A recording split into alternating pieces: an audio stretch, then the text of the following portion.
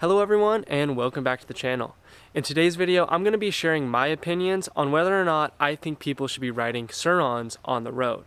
To start out with, I know our videos are viewed internationally, and I am aware that in some countries, street legal versions of the Sur Ron are sold, but in the USA, which is where I live, that is not an option.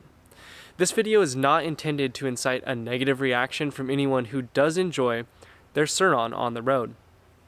The purpose of this video is to point out some shortcomings of the bike for this type of riding and give people who may be considering a Sur Ron as a form of transportation some things to think about before pulling the trigger. Feel free to leave your comments in the comment section, but I would appreciate that before doing that, you listen to what I have to say with an open mind.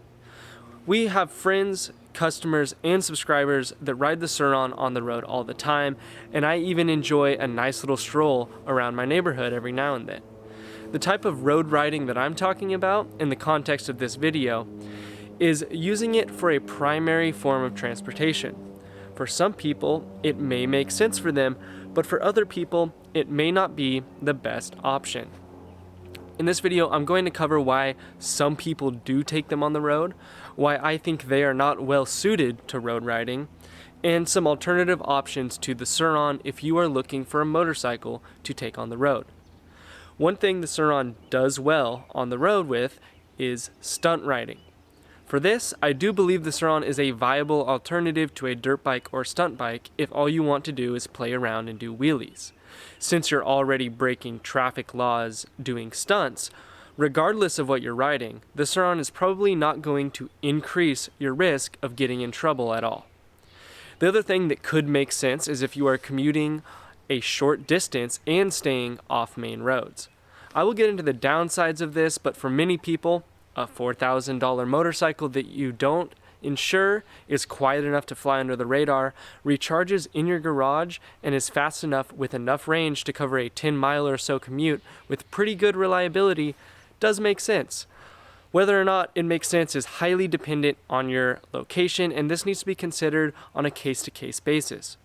Also, if at any point you need to go over 40 miles an hour or 30 miles an hour for an extended period of time, or if you're riding in any sort of traffic, the Sur Ron is just really not a good choice for riding on the road. Moving on to why the Sur Ron doesn't make sense on the road, we need to talk about legality, safety, top speed, needed upgrades, reliability, range, and how easy it is to steal. The Sur Ron is not legal for road use, which means anytime you take it on the road, you're risking a ticket, and it will likely come in the form of both driving uninsured, driving unregistered, and possibly even unlicensed if you skip that too. I'd be surprised if you get away from a cop for any less than $300. The more time you spend on the road, the more likely you are to get caught, which really means that commuting every day increases your just time of exposure and puts you at a sizable amount of risk. I have heard some people finding a way to get these bikes legalized with the proper upgrades and licensing, but the cheapest number I have heard was about $800. In all honesty, I've tried to get an off-road dirt bike plated in Oregon, and I had no luck with that at the DMV. Furthermore, with COVID-related backups, at least in Oregon, the waitlist for a DMV appointment is a couple months out at the earliest, and it's a huge hassle to get in there. All that being said, it's no wonder most people who take them on the road just do it illegally. After jumping through all the hoops, paying all the fees, and installing all the costly turn signals and gadgets, you should probably just be looking at another motorcycle that's already street legal to begin with. The next thing that comes with the lack of legality is the inability to insure an unregistered vehicle. While I am sure some people don't mind skipping the monthly insurance payment, I believe that insurance is actually an important thing to have if you're going to be riding on the road often. Also, insurance for a motorcycle is roughly between $50 and $200 a year depending on your coverage, so it's not nearly the savings that you think it is to skip it. And insurance allows you to cover damage you may cause, damage caused to you, including medical expenses, and also saves you a painful ticket due to lack of insurance. This point alone almost makes purchasing an insurable motorcycle worth it. On a similar topic, we need to cover safety. No motorcycle is as safe as a car, of course, but the Sur Ron is definitely not as safe as a lot of other motorcycles that were designed for the road. This is mainly down to size, geometry, and components. The size of the bike is small enough that it's harder to spot and lacks the rigidity of a full-size road motorcycle. This lack of rigidity, as well as the dirt bike geometry, will come into play during high-speed cornering and any sort of collision. Good handling is very important on the roads at high speeds, and the Sur Ron seriously lacks in this department. Another factor that is even more concerning to me is the fact that it has mountain bike components, specifically mountain bike brakes. These brakes are not designed for road use where you're accelerating to top speed and then coming back down repeatedly, like you would going in between intersections on a road. You will eat through your pads, experience decreased braking performance, and possibly warp your rotors from the heat. Not to mention, there's also no assists or ABS or any other electronic safety features that you will find on a newer road motorcycle. Another huge problem with the Sur Ron is the top speed. Stock, you really won't be going higher than 40 miles per hour. This means you really aren't capable of going on any main highways or freeways unless you want to be holding up traffic. The Sur Ron would just be so far out of its element. I don't know why anyone would choose to do this. To get around the top speed issue, we do see a lot of people picking up a controller kit and a high-powered battery so they can run 15 to 30 kilowatts, max out the field weakening and crank the phase amps far past what makes any sense just to feel a little bit better on the road. But these sorts of upgrades are really a lot better when used sensibly. Unfortunately, since electric vehicles are so new, I fear a lot of people don't fully understand what they're doing. So sometimes they spend thousands of dollars on upgrades only to run the bike too hard and cause themselves more issues in the long run. These upgrades, combined with high-speed road riding, will decrease the reliability of your Sur Ron drastically. Do you ever wonder why the difference between the stock 4800 watts and the bypass 7000 watts is a huge, drastic, noticeable difference, but the difference between 15 kilowatts and 30 kilowatts is kind of a lot less pronounced? Well, the answer to that question is it's because of magnetic saturation. When you start going past even as low as 12 kilowatts, you begin reaching diminishing returns on the speed and actual motor power the more you turn up the rated battery power. So if you're turning up the power and not feeling an increase in speed proportional to the increase in power, you're likely delivering more power than the motor can possibly use. This means these extra electrons do nothing but generate just heat and contribute to damaging your motor. Combine this with high field weakening, sometimes as high as 50% field weakening, to squeeze the last bit of life out of your poor Sur Ron, and you can just begin to keep up with an actual road bike that's stretching its legs at 70 miles per hour. If you ask me, it's just not worth it. While I myself am a huge fan of these bikes, and especially upgraded controllers and batteries, there's a right way to use them. Road riding typically entails using your maximum continuous discharge for extended periods of time. So this whole situation just really compounds the risk of damage. People seem to think their 30 kilowatt Sur Ron is really badass, but frankly, it's just a number that they plugged into their phone, and the bike is not actually converting 30 kilowatts of power directly to speed. You're losing efficiency, and the gains really start to fall off, and you're just generating more heat in your motor. I'd say keep it reasonable at around 10 kilowatts, and your bike will stay happier for longer. Furthermore, the Sur Ron, in my opinion, doesn't really have enough range for at least the type of commuting that I would do. This kind of limits your options on where you can use it and how long you can stay out. Keep in mind that the faster you go, you'll also decrease your range efficiency. Once again, I have to say that if you're keeping it under 10 to 15 miles, you're probably fine, but if you start going out further than that and you're not charging it every time you get back, it just really stops making sense to use the Sur Ron. And on that note, the more charge cycles you use, your cells do deteriorate, the more you discharge and recharge them. So if you're doing that every day, that's probably going to shorten, the time period that your bike is working well, or at least your battery. The other thing you need to consider is how easy it is to steal a Sur Ron. I mean, seriously, guys, you can pick this thing up and walk away with it if you want. It's a lot easier to park an actual road bike in a parking spot and just take your key with you than it is to ride around trying to find something that you can lock your Sur Ron to. And even if you find one, the frame on the Sur Ron is not really designed to be locked up easily. There's no good way to run a chain through your frame like there is on a traditional bicycle triangle.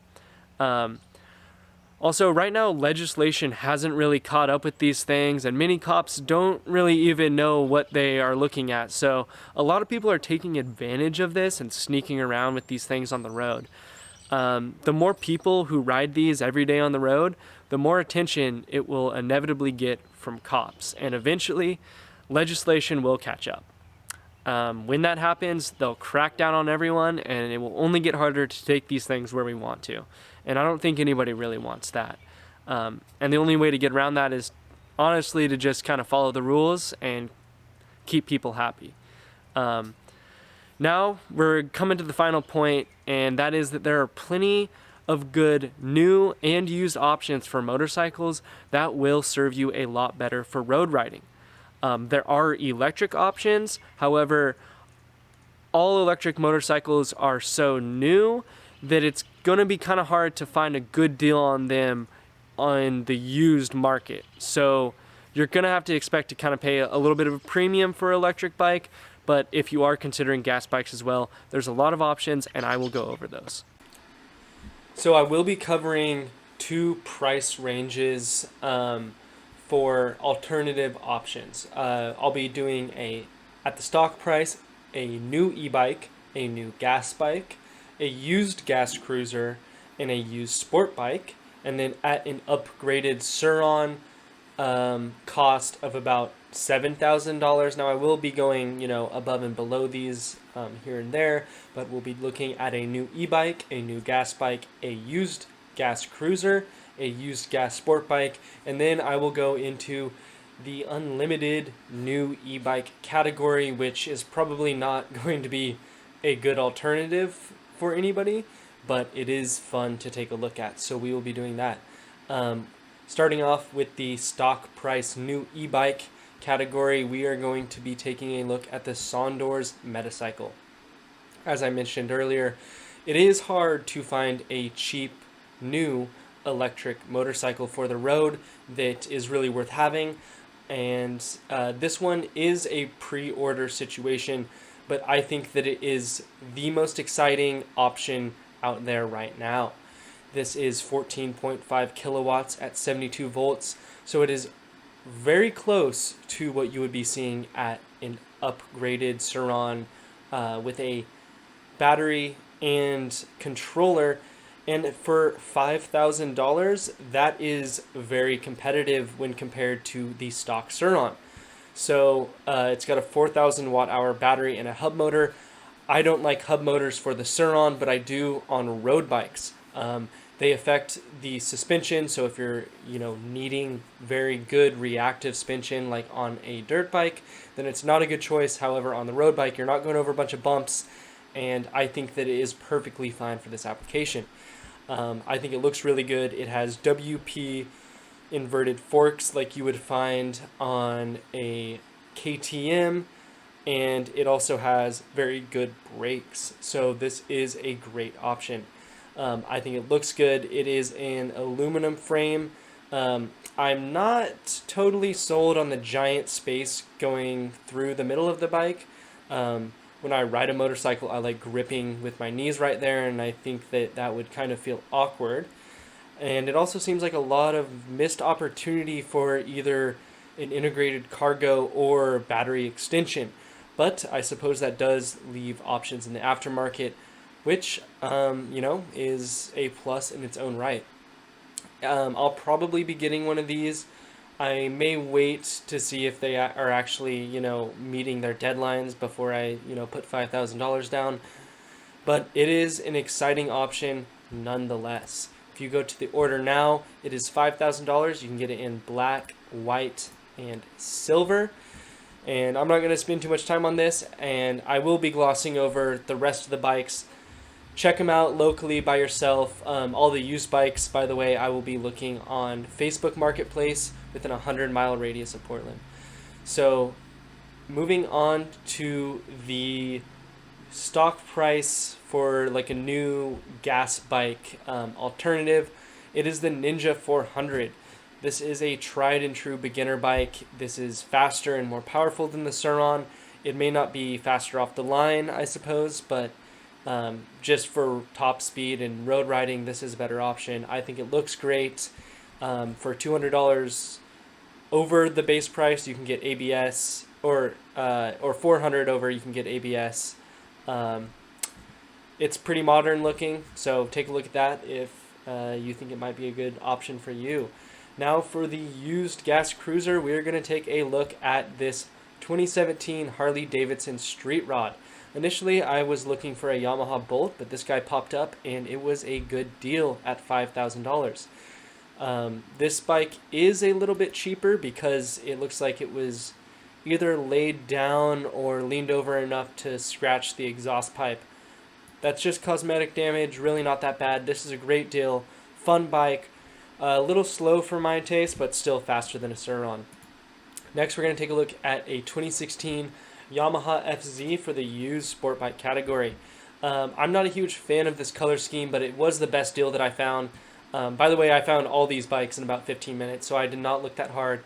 If you're checking every day, and also used bikes are always open for negotiation, you can probably get a pretty good deal.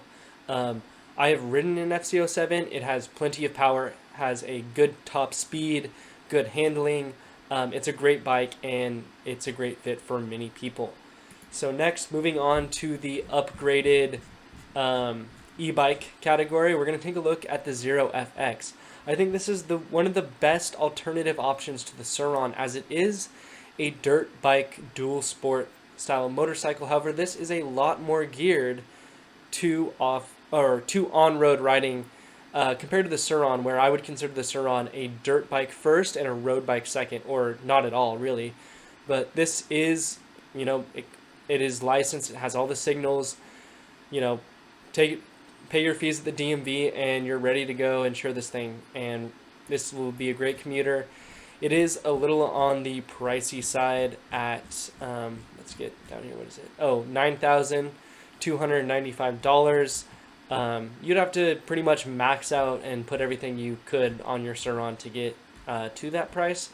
But that being said, you are getting quite a bit more at that price point. It can go 46 miles city. It's got 78 foot-pounds of torque, 85 miles per hour top speed. It's 250 pounds. So, it's not going to blow anybody's socks off, but this is a very good, reasonable e-bike for new. Take a look at it. I would definitely consider this. I've seen people take them on off-road single track, use them as a dirt bike. And also, if you do look used, you might be able to find one cheaper. So next we're going to take a look at a new gas bike, and we're going to take a look at the FZ09. I think this has around 100 horsepower, and I've ridden one of these, and it is aggressive. You're really not going to be let down by the power of this thing. Top speed, hit 120 before you know it. It's stupid fast. I mean, you're pulling wheelies first through fourth gear if you want to. I've ridden the XSR 900, which has the same motor, and these bikes are a serious blast, and they sound very badass. So if you want something good and you're willing to spend, let's see, how much was it? $9,400 new. I mean, you can get these used, of course, like any other bike, but this is a bike that I would even consider purchasing myself. Next, for the used cruiser, at the little bit higher price point, $6,500, I found this 2015 Harley Davidson 48. I suppose it is a little old at 2015, has a little bit of cosmetic damage, but it is fairly low miles, and Harley hasn't changed anything on these bikes other than fuel injection in 2007, but before that it was still basically the exact same bike, just with a carburetor. So they're fun. I wouldn't go anything less than a 1200. Even a 1200 is honestly a little slow for my taste. I've owned a Sportster, but they're good fun, they're safe, and they hold their value pretty well. So that's something to consider. Next, let's take a look at our oh, I messed that up. There we go. Our $7,000 used gas sport bike. Now, obviously, it's not $7,000. I couldn't really find what I was looking for in that price range, and this is $12K or $11,000 for a used motorcycle. But this is the Gixxer 1000. Of course, if you just really want a need for speed, instead of dumping 30 kilowatts into your Sur Ron, maybe you just go out and buy 1,000, because if you're going to be burning up motors, this is potentially a better option. It's a race bike. There's not much else I can really say about it. They're fast as fuck, and you really need to know what you're doing if you do hop on one of these. Now, let's go to the unlimited e-bike category. Like I mentioned earlier, probably not a whole lot of people are really considering these bikes as a replacement for a Sur Ron, but we're going to take a look either way. The Zero SRS. This has a very cool concentrically mounted motor. It's cutting edge stuff. In my opinion, for 20 grand, this is the best electric motorcycle out on the market to date. No one else is really coming close at that price point, in my opinion. It has super sleek Ducati-esque styling. I like the gray. You can get it in blue as well. It's personally, if I could go out and pick up any e-bike right now, this is what I would go for. So take a look at it. It's sweet. I think anybody who buys this is probably gonna have a good time on it. We'll take a look at the specs too. Where's she at? All right, 124 mile an hour top speed, 140 foot-pounds of instant torque straight to the dome, 80-minute charge time, 200-mile range, and this is all on the standard version at 20K. I mean, it's it's fucking badass, and I would definitely jump at the opportunity to pick one of these up.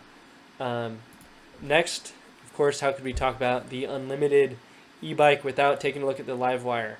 This is 10K more than the Zero at about 30K. It's Harley, so not surprising, but pretty comparable performance-wise. I do enjoy the styling on this bike, although I do kind of prefer the fared look of the Zero. But once again, great looking bike. They're kind of out of their mind at 30K. I don't know what they were thinking when they put it out there for that. For me, the whole point of that's nice about electric bikes is the simplicity, and really the cost on an electric motor should not be more than the cost of an internal combustion motor. Right now, I guess they're so new, you do pay a premium. Eventually, the prices will definitely come down and be a little bit more comparable to a gas bike. You're going to start seeing them on the used market more. This is just the beginning, but it's definitely fun to take a look at where we're at now. So let's move on to the conclusion. Alright everyone, thanks for watching this video. I hope you understand that I love these bikes, and whatever gets people out on the road, I'm totally good with. I just wanted to throw out some pointers, because I think I definitely see a lot of people out there kind of imagining that these bikes can do more than they really can on the road. I'm all about using the right tool for the job. So, when I'm riding trails, tight trails, a lot of times I feel like I'm better off riding a Sur Ron than a dirt bike. It's when things start to open up, even on the dirt, the gravel roads, a gas dirt bike with a higher top speed and gears begins to make a little bit more sense. And then you get out on the road and it's just not always the best option. So I'm just trying to help people out. This video, I'm not trying to insult anybody that does ride on the road. If you do that and it works for you, then keep doing it, because I want to see these bikes everywhere because I love them. So if you like this video, please hit that like button, and if you'd like to see more content like this in the future, please consider subscribing to our channel. It helps us out a lot. Thank you, and have a good day.